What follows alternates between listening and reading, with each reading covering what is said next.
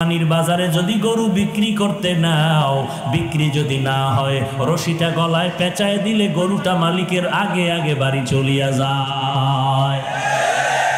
গরুটায় মালিকের থেকে সব, মালিকের থেকে একটা টাকাও পায় না। গরুটা দিয়ে তাকায় দেখ, ঘুমানোর জন্য একটা আরামের বিছানাও গরুটায় পাইল না।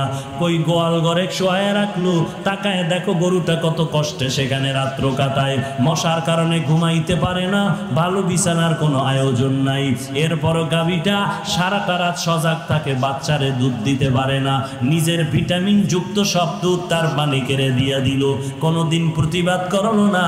ও মালিক, আমার বাচ্চারে দুধ না দিয়া সব দুধ তুমি নিয়ে গেলা, তোমার কাজ করব না। এই বলিয়া গরুটা কোনোদিন মালিকের সাথে বেয়াদবি করে নাই।